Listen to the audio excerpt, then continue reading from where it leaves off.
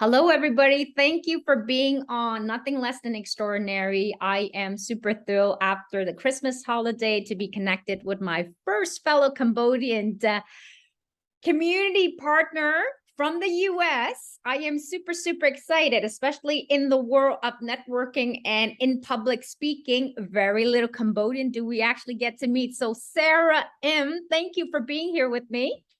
Thank you for having me, Ree. It's my pleasure. I'm so excited to have her here. And I think her story and her life story, her journey is going to definitely inspire all of us. So let me start by a really brief introduction about Sara. And she has so much more to just that little title that I'm going to be sharing. So anytime she wants to expand on it, Sara, feel free to do so. So Sara is an inspirational speaker. She's a TED Talk coach at TEDx Youth, award-winning author. She published her famous book, and now she has a second book that's coming in collaboration with other female as well.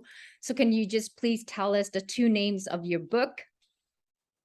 Oh, I could not remember the name. It's so long. We'll show you the book after it. We'll post it on afterwards. So I want to be also tell you that she's a survivor of mass genocide. She overcome 4 years of captivity to the genocide in Cambodia, which claimed 2 million and more lives. So we are going to be discussing about all of that, how she actually overcome adversity with courage. And that is the topic of today. So I am super thrilled because talking about courage and adversity, it definitely, we all go through struggles and it needs a lot of courage in order to kind of get past it. So what a perfect way to celebrate that after the holiday by having an inspirational story such as yourself, Sara. Oh, thank you, Ree. I found my second book now. Do you want me? I Do you do. want? We do. We want to be able to say it. Okay. The second book that I was just co-author with other women is called Everyday Woman's Guide to the Mindset of a Successful Woman. Oh, I like it. I like it. So that means diversity of women and wisdoms that are going to be passed on and shared among all of us. So that's great. Yeah. I used to have a magazine that I read.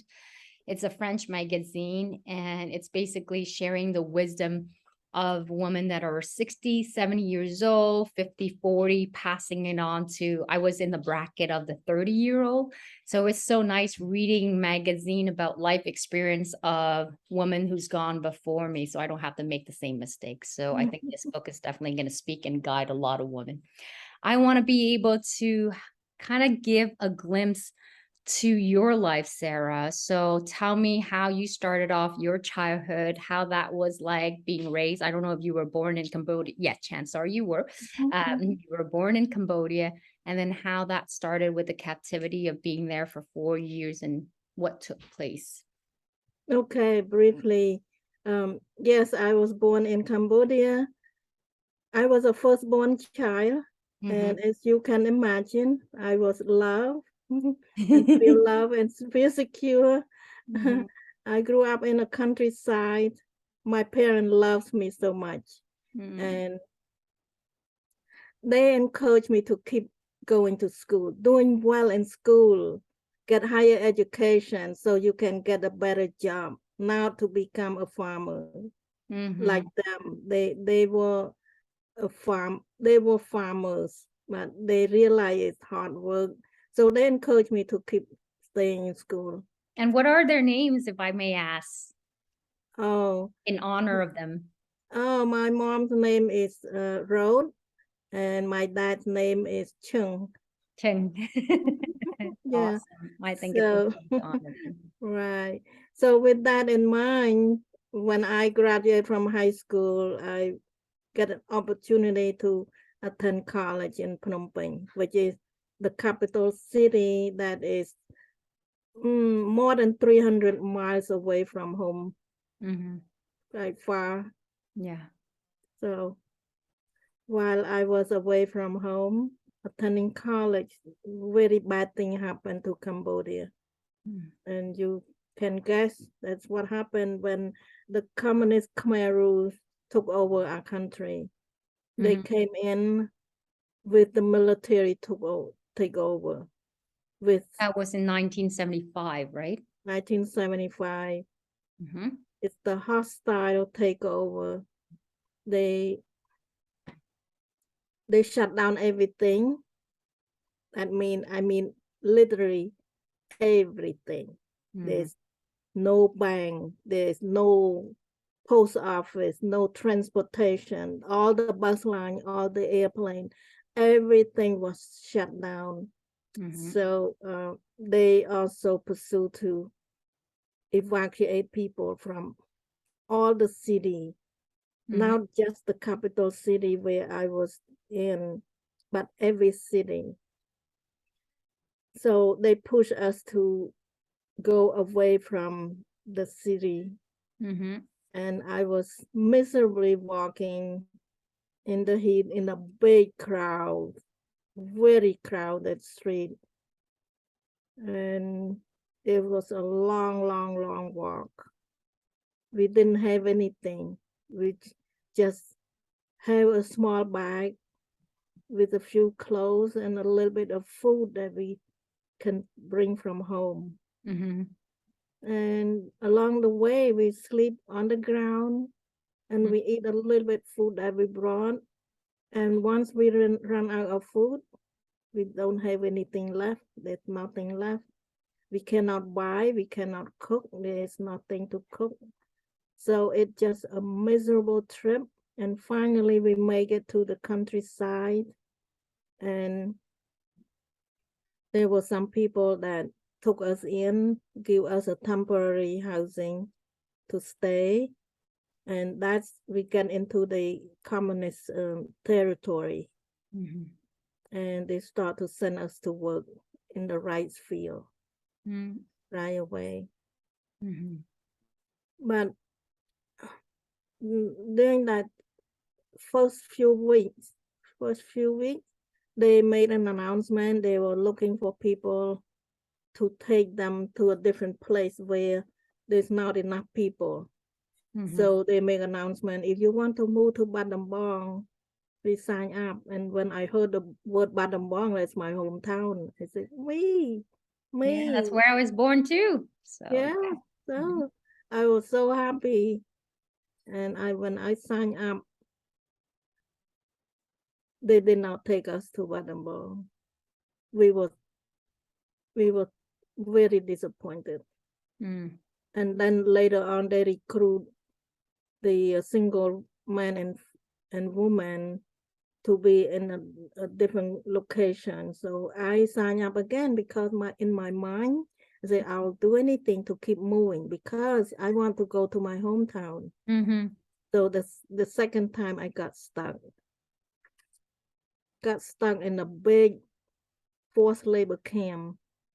They work us very hard. I mean like 15, 16 hours a day in the intense heat. You know, the heat in Cambodia is quite hot every day. So we work in that heat all day long until the night time. And we receive very little food to eat and not enough time to sleep. So with a combination of hard work, long hours, missing not enough families. food, not enough sleep, no rest, we cannot keep going like that. So many of us got sick. So I got very sick also. Yeah. So when I got too sick to work, they sent me to an infirmary. This is the place where they hold the sick people, and they just let us stay there. We can even either get better or get sicker. There's no way to get better because there's nothing to help us. So I realized this is the most dangerous place because a lot of sick people are there. They are sicker than me. I got malaria, high fever, got typhoid, and then my body swell up, and then I'm emaciated. So I keep losing weight very, very fast. Yeah. So I eventually had only skin and bone. I lost all my weight. So And how old were you at that time? I was 20, 21. Okay. Yeah. Pretty. So when I stay in that infirmary, I know if I don't do anything, I will die in that place. So at that time, I believe that there is God up there. I believe in God. So that's the only hope at that time. I cannot help myself. So I pray to God every night. I ask God to help me to survive. My goal is I want to survive. I want to go back home to my family. So I keep praying, and then one morning, when I woke up very early that morning, I feel like I have a little bit energy. Maybe I can walk back to where the working people are. So I did. I sneak out, and nobody pay attention to the sick people like us. So there, so nobody saw me sneak out early in the morning. So I went to the other side, and one kind team leader saw me, and she took me in her group, and she realized that I was too sick to work, and she feels so sympathy for me. So she went to talk to the people that work in the kitchen. She asked if they have a job for me to work there. They said, yeah, she can come and help out. Yeah. So that's my rescue. I got a rescue first first time, and I realized I will survive because working in the kitchen is like a winning a lottery. I got to work in the shade, and I got access to food. I work less hours. So so eventually I feel better gradually. So It's finally, yeah. when I look much better, they pull me out from there and throw me back in the rice field again. Yeah. And this time I was there for good. And I was gradually slide back my sickness. I'm getting sick again. But however, I endure a total of 4 years. Toward the end of the 4 years, they moved the camp. They moved the camp. You know where they moved us to? They moved us toward the jungle. Yes. Because it was towards the end. Yeah. They gotta flee. Yeah, they know that something is coming. Yeah. They sense that something is coming after them, so they push us to go with them toward the jungle. Yeah. And when I realized that they are moving us to the jungle, and I realized, no, this is not good news. This is terrible. I would never have a chance to find my family if I keep staying with them. So after moving for a couple of weeks, I realized that I need to do something. So God gave me a courage. This time, the courage is to escape. That's the only way. So I gathered three of my friends, the friend that I built in the camp. So all three of them say yes, they want to come with me because I cannot do it by myself. I was so frail. I was sick, and I need some support. So my friend agreed to come with me, and we make a very dangerous escape. But to make a long story short, we were lucky. We were successful. We were successful. We could have got lost in the jungle, went around and around and around and get lost forever. Or we can get shot. If they find us, run away, we can get shot on the spot. Yep. But we were very courageous. So that's my journey. And when I get out from them, the next morning when the sun rise again, and we realized that we were free. We were free, and we were so ecstatic, and we keep walking until we see some people, and we ask for direction to Battambang. And you guys weren't scared of being captured by another like group of this, or were they spread like they were spread out? Well, this is the only group that I know that kept me. Okay. But when I escaped out of their environment, we keep walking, and then we saw some people. Some people they act differently, and they look so free, and I have no idea why it's so different. But when I asked for direction, they were generous, and they point me to direction how to go to Battambang. So we keep walking. Walk. There is no bus. There is no car. We walk for a long walk. Yeah. But it paid off. Finally, I got to Battambang, to my hometown. But when I got there, my house was gone, was eliminated. They destroyed our house, and my family are not there. It was so disappointing, and I keep asking around, and nobody ever know my family.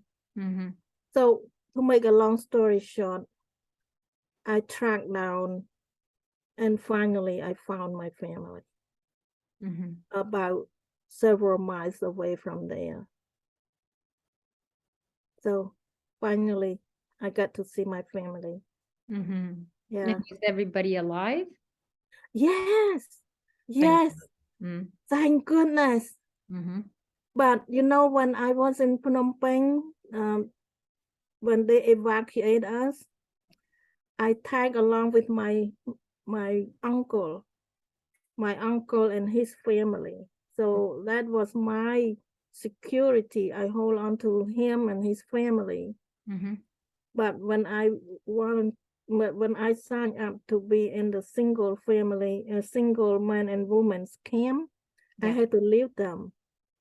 So my uncle that I come along with, he didn't make it. He passed away. But my family, when I found them, everybody was alive. But I lost a lot of cousins. Many of my male cousins, I lost them. Uncle and my cousin. Yeah. And explain to us, because like, although I hear so many different stories, because I did a project with Concordia University on the Montreal life stories of mass, I'm getting the name mixed up, but it's the Montreal life story of Mass it's something along genocide. mass, it's genocide and human right violation. Because this was Rwandan, it was the Jewish, it was the Cambodian community. I probably forgot. There's another community as well, but it was basically all around the world of various forms of genocide and human right violation. And although I hear I think we collected over a 5-year period, over 100 life story from the Cambodian community. And every time I hear stories such as yours, or story of another member from the Cambodian community, or the Rwandan community. It's like, although you hear it, but every story is so different. Like I had to hold my tears in. Um, and I'm still like my voice, I'm trying to not have my voice shaky, but it always hits so deep home. Like, you know, like to hear your story, to imagine myself in your shoe at 21, like I was 21, clueless of what I was going to do with life. And here you are trying to make a difference because your parents says they want you to do the hard work of becoming a farmer, go get a good education so you can build a bright future and all of that. And this happened. And when that took place, the one thing from reading and from interviewing and from what my father had described to me is that when they took over, the Khmer Rouge took over, nobody knew what was going on when we were told to go more into the countryside. There was some like mixed feeling of excitement and happiness as if something good was happening, but it was really something really bad that's about to happen, but nobody really understand the gravity of the whole situation until they start living and then having to work, and years every years it's gone by and it's not improving because it lasts for 5 years about, and the repercussion was much longer. So it's from 1975, and do correct me, Sarah, 1975 to 1979, right? Yeah. So it's a long time. Like, you know, when you're going through a situation that is so difficult, every minute and every second feels like an eternity. Mm-hmm. I cannot imagine what you've gone through for that 4 entire year of being in that environment that is so hostile. You know, it makes you see life differently. All of a sudden, the joy that you have, you start to see another side of humanity that is a little bit dark, right? So for you, it's having that faith and praying to give you strength to continue to carry on so that you get to see your family again. And I'm so happy that your family, everybody was alive. You lost quite a few cousins, you lost your uncle. It's not like you were scratch free. You went through so much, and it took so much courage to have friends who were willing to tag along with you, knowing yourself that if you didn't do something, it was like a do or die situation. Mm-hmm. Yeah. And making that choice is, it seems like when we're talking like as if it's such an easy decision to do, but I cannot imagine when you're going through it. Even today, listening to your story, I don't even know if I would even have the slightest ounce of courage to even want to escape. I think I probably just, let's see if I can hang on to this a little bit longer. Yeah. It was very tempting, but no, Mhm. no. When you have such an important purpose in your life, you will do it. You will have courage to do it. I In love that. Yeah. yeah, in my case, during that time, my purpose was my family. Mhm. So the purpose had to be bigger than ourselves. We don't live just for our own self. Yeah. We live for a purpose. Yeah. And that purpose is drive us to do things that you could never imagine you can do. Mm-hmm. Mm-hmm. So, And what a beautiful segue line into talking about courage, about doing the things that you never dare or dream that you would be capable of doing. It has to be, it's almost like your why, your reasoning for doing something has to be greater than the fear itself. mm-hmm, Um, it's hard to get to that zone. It's gotta be like, because there was a few time where I experienced this desire of not being afraid, and the only example that I can think of are the two example of when I lost my little sister, which I explained to you briefly. When I lost my sister to depression at the age when she was only 30, I was in my 40, but um that that drive, like it's like there's a part of me that go, how do I continue on knowing that my best partner in crime, because my sister gave me the, like I always said, the world could be really bad and horrible and the meanest thing could happen, but so long as she's by my side, then all is good, because I know there's one good person, right?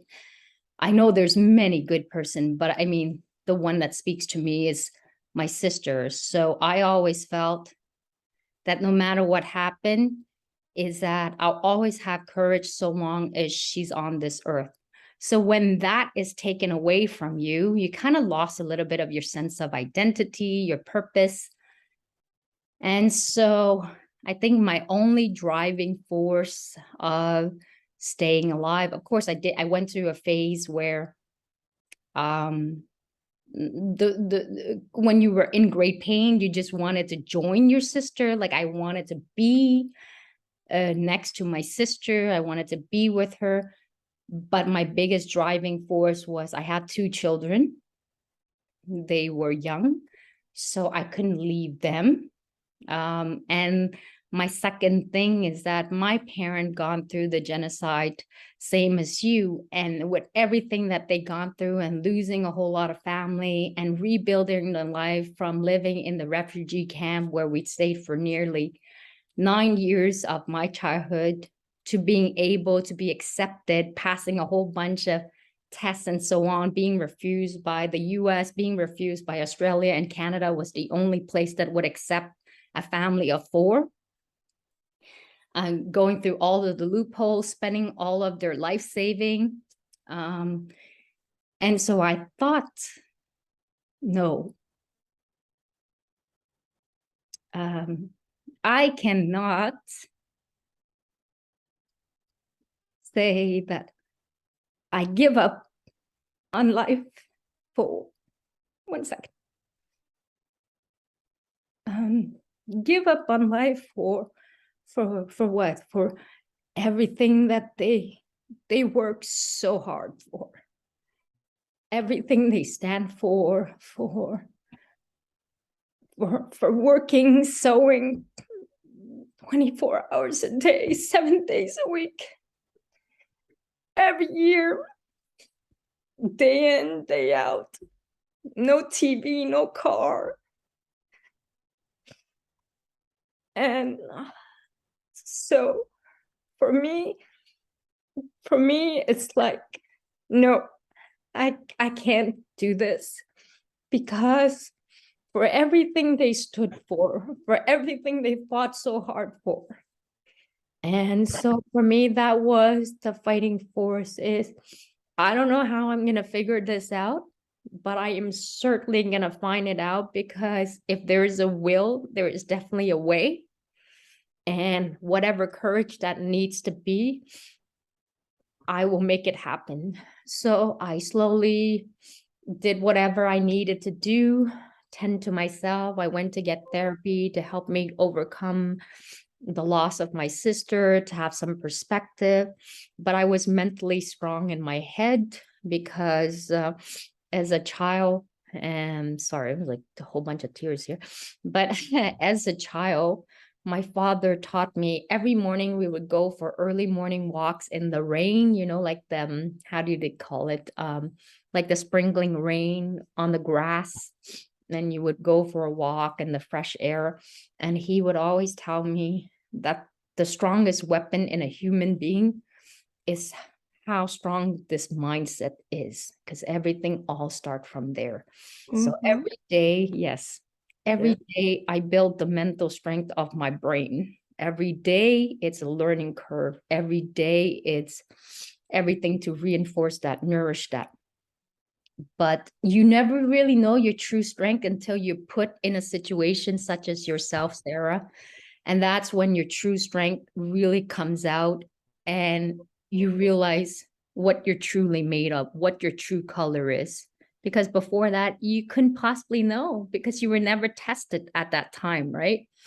So I want to be able to say to your story, to honor the many lives of Cambodian that's gone through, because the impact that we've seen, and luckily in your case, you were able to build your new identity, to even go and write a book about it and inspire people.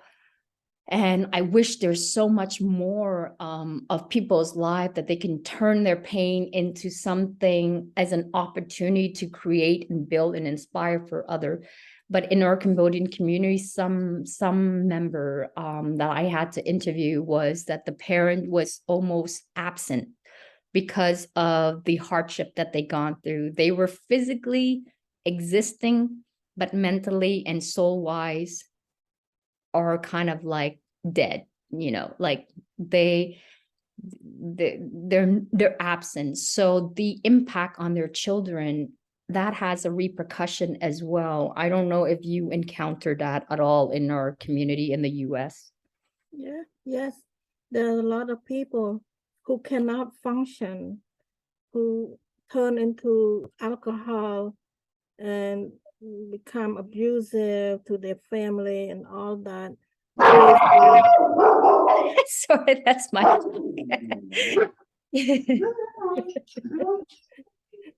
Yeah. So I appreciate you share what hardship you gone through with the loss of your sister. Yet the love that we have for somebody, it's very important. Um, I skipped one part in my story. Sure. When I was growing up, when I was about 13, my mom had an accident and she became paralyzed.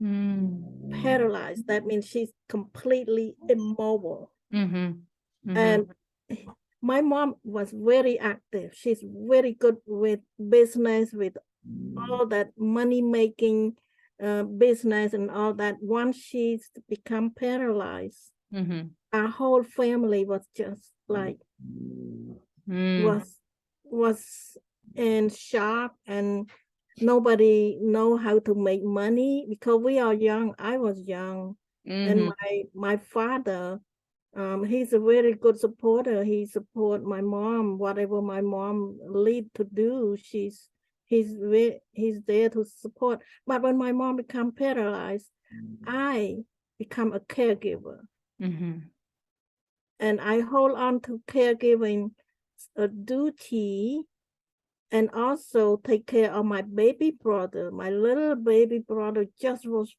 born under 1 year old. So my load was quite heavy, but I did it with love because I want my mom to get better.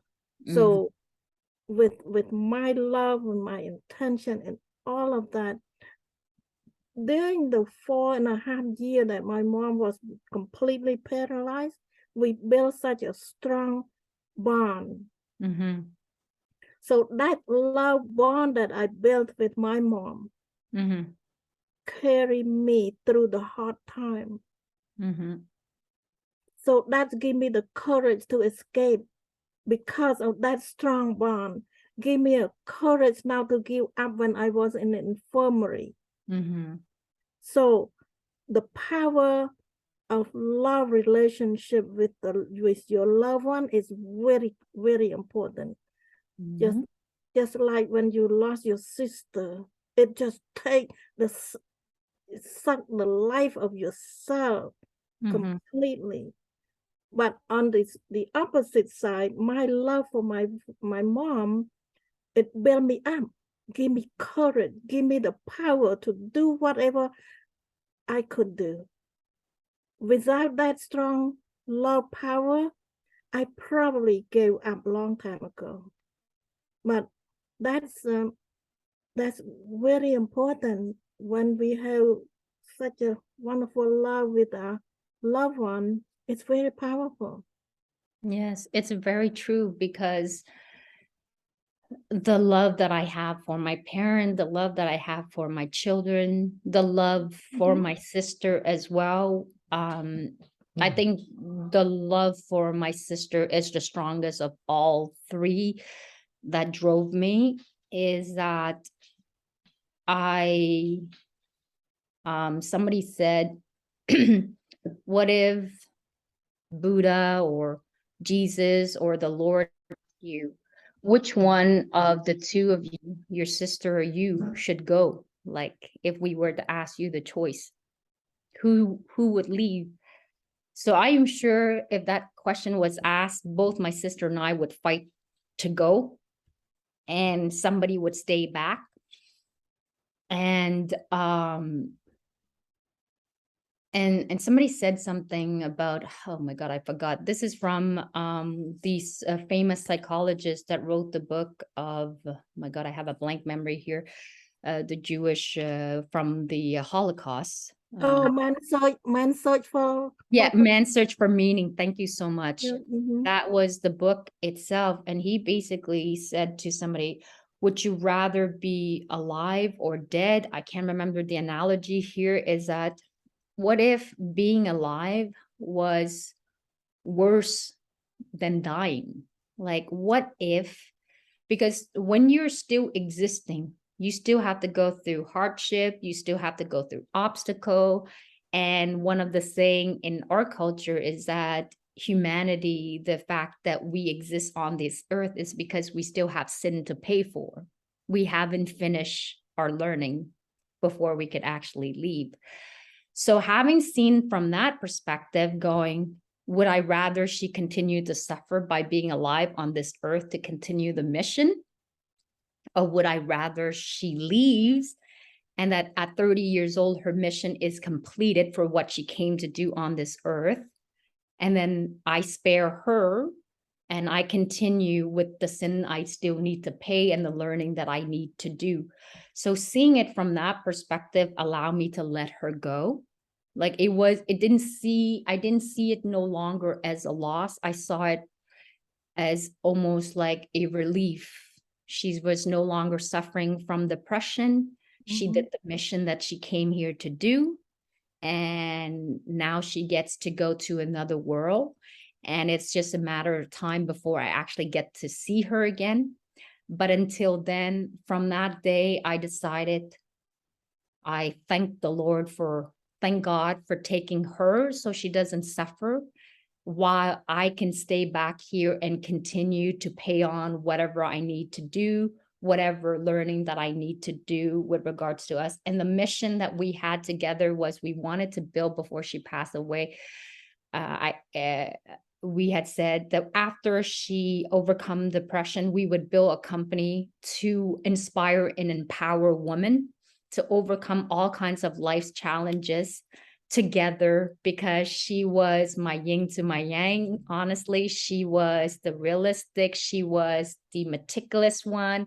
I am more of a global big vision kind of girl, and I love to be able to inspire people, see potential in people, and we would make a great tag team, and we would always push each other outside of our comfort zone to be the best version of who we are. And so when she left, I said, we said we had a mission to do. The mission is incomplete. Until the mission is complete, I cannot give up. So this is why I'm here. This is why I am doing the mission of Leader for True Love, to teach people on how to show compassion and unconditional love for oneself, and also to be able to learn how to use that love in order to find the ideal partner that is compatible to us. Because I think the number one thing in life is that has a triggering effect is that if you're able to find the right partner, you don't need it necessarily, but if that's something that you desire, to find the right partner allows you to expand and really go big and have a triggering effect in all aspect of your life, career-wise, family-wise, money-wise, all kinds of things that you dream for. So I kind of went off topic, but I want to be able to, what you told me that was really inspirational is that after you gave your talk about your life story, a woman actually came up to you and said, Sara, you really made a huge difference in my life. So I want you to tell the story because it's so beautiful. Oh yeah, that story I will never forget. at one point I was speaking in St. Petersburg, Florida, and my friend brought her employee to come to listen to my talk. And then she bought my book. And then a few months later, I got a chance to see her again at a different event. And this young woman came to me and greet me very kindly and say, "Oh, did we know each other?" She said, "Oh, Sarah, I was in your audience. I will never forget you because you make a big difference in my life." And I said, How? Tell me more." And she said, "When I listen to you, I changed my direction in my life. I used to be suicidal all my life." At that point, she looked like she's in her late 20s. And she said, "Since then, I changed my mind completely. I no longer want to kill myself. Now I hold on to this job full time, and I have my own apartment now, the very first time." So I am so grateful that my story can make an impact on people's life. And we never know who we can impact. Yeah. So it's all worth it. Absolutely. I stay in the killing field for 4 years. It's worth it because I can save other people. That's big. Yeah. Well, you gave me a great gift from just what you said. Oh my God. And I said that I wouldn't cry at all in this interview because I know how emotional it gets. But thank you for that. I don't think you even realize the gift you just gave me today.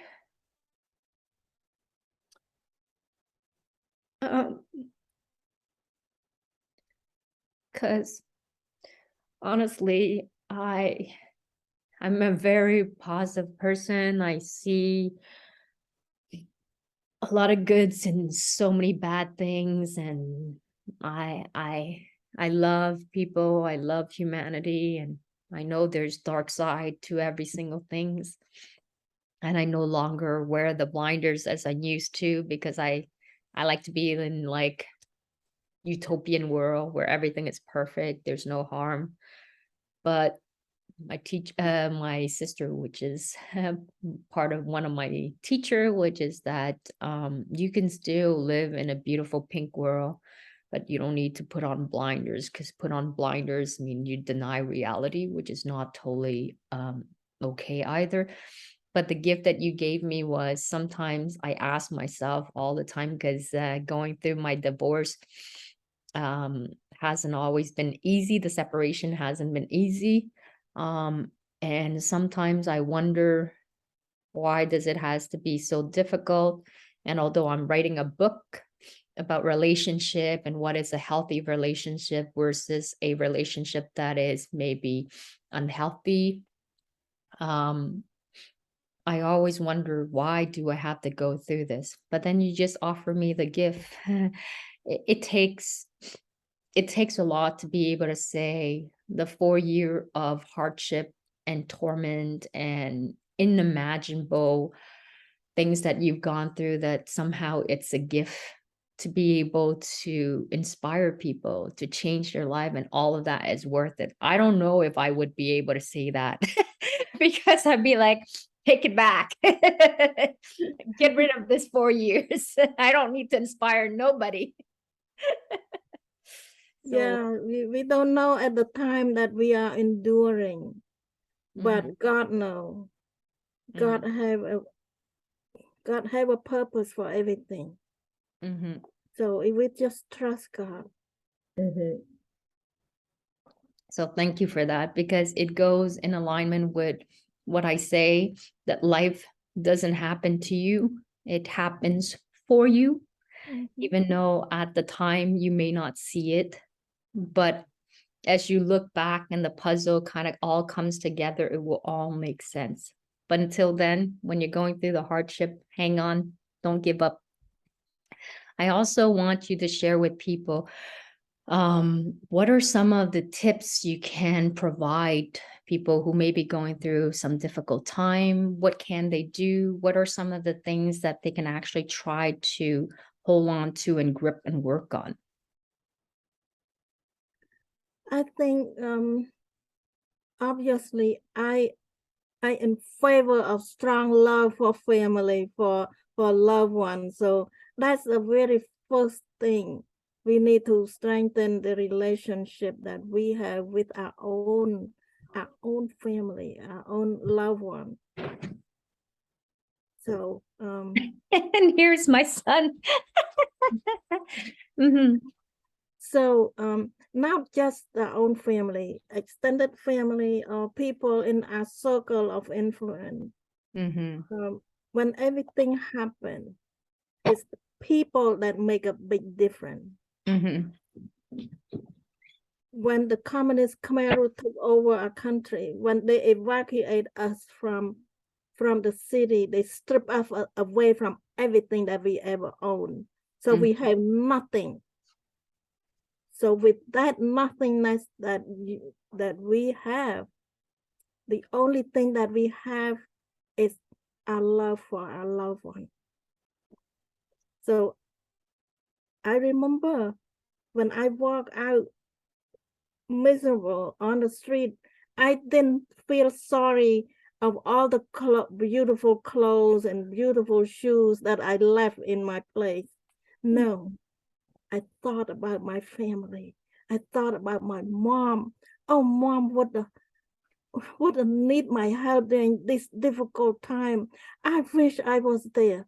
So it's the family, it's the love that we have for people that make a big difference in our life, especially when life turn upside down. So that's why I said love is the most important. So search out, nurture it. So that's point number one, is to strengthen the love relationship. That is the best advice. I'm glad to hear that. Point number two is to have purpose in our life. Like you mentioned, you have purpose. With you and your sister will have a purpose to build something beautiful. So for me, at that time when I go through very difficult time, my purpose is to get back home, to find my family, to be together again. That's my purpose.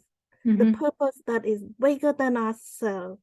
The purpose that will make us to do things that otherwise we won't do. And the key number three is to forgive. Forgive others and forgive ourselves. Sometimes we can be too hard on ourselves. We make a mistake, and other people make a mistake. They hurt us. So who didn't make any mistake? Nobody. Anybody make mistake. So we have to learn how to forgive each other.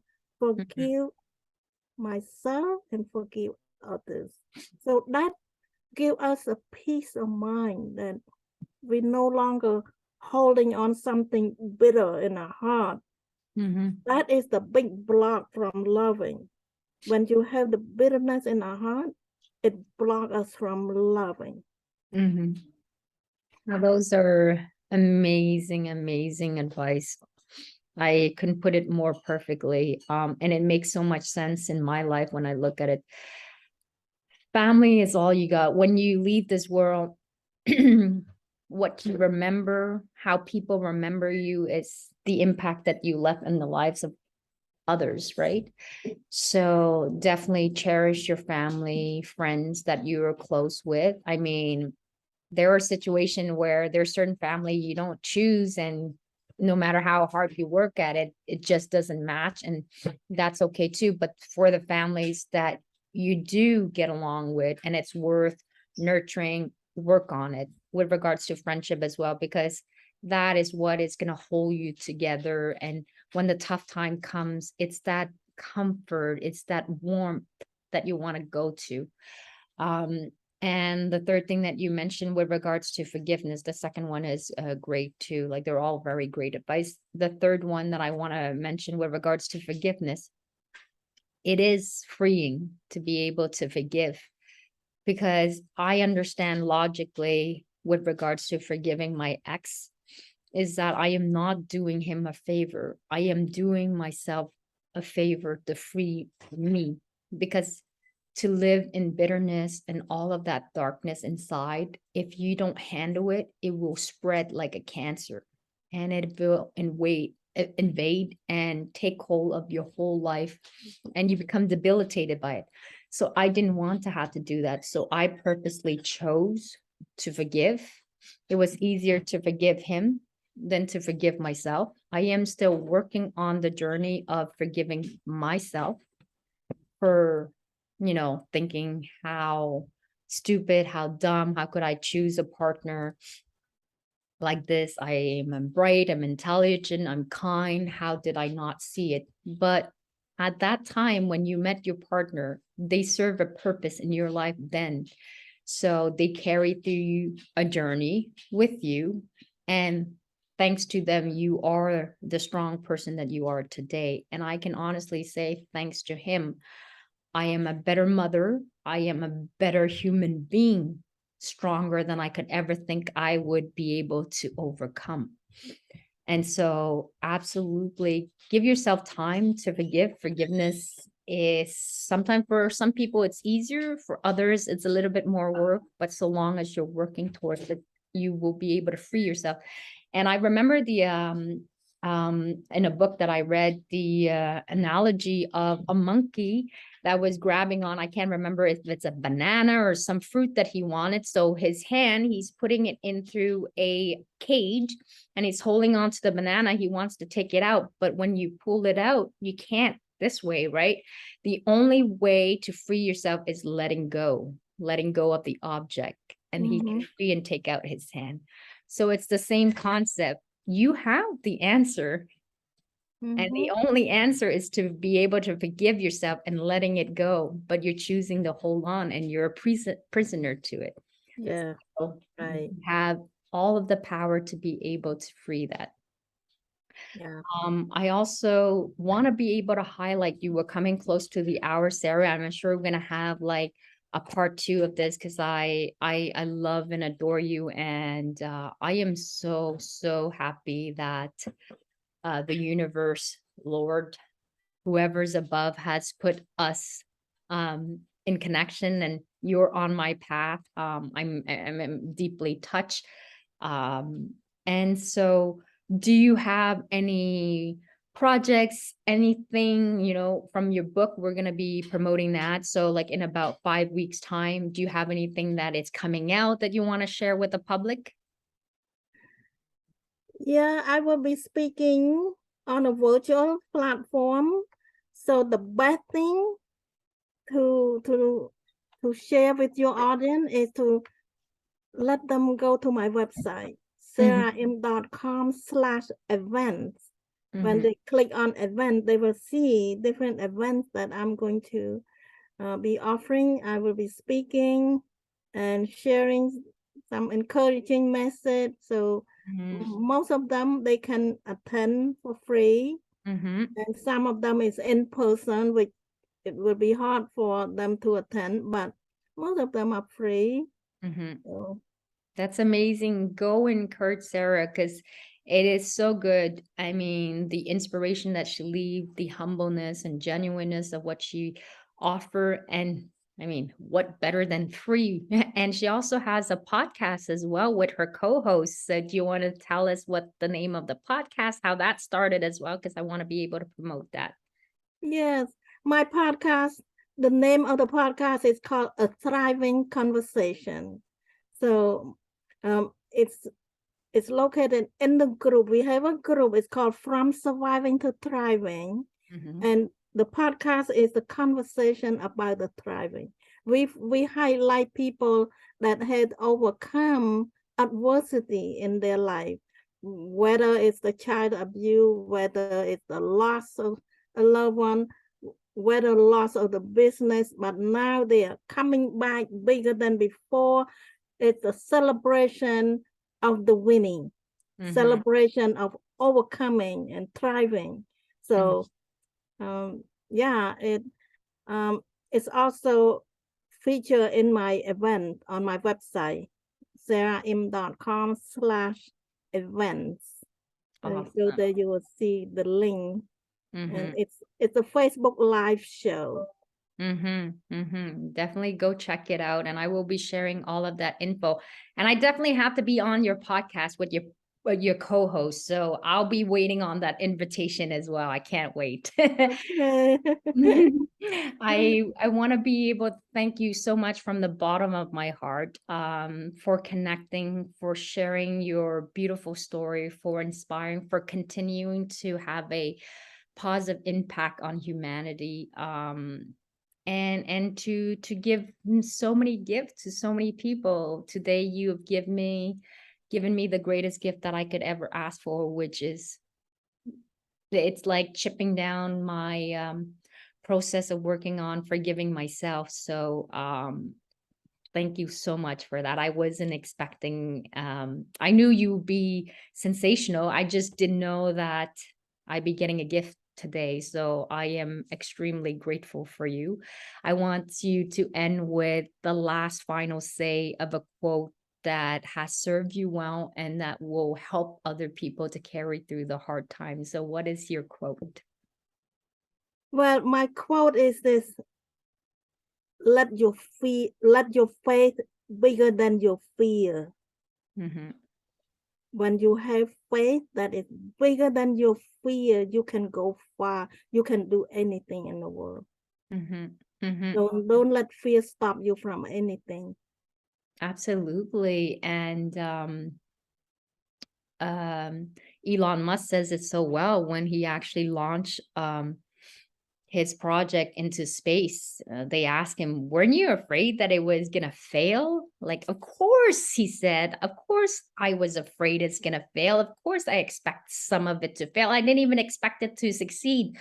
But my faith and belief in wanting to do something that is gonna have a huge, tremendous difference for humanity exceed my fear of failure. And that's why he launched a project and does the Tesla, all of these great visions. So it couldn't be more on point. So let your faith be bigger than your fear, guys. Go do the things that your heart truly desire and don't hold back. Go full force and see where it leads you, because it's an exciting journey. Life is meant to live to the fullest. So do it. Thank you so much, Sarah. And I Thank can't you. wait for us to have another podcast interview and to work on many, many projects together in the future. Bye, everybody. Bye.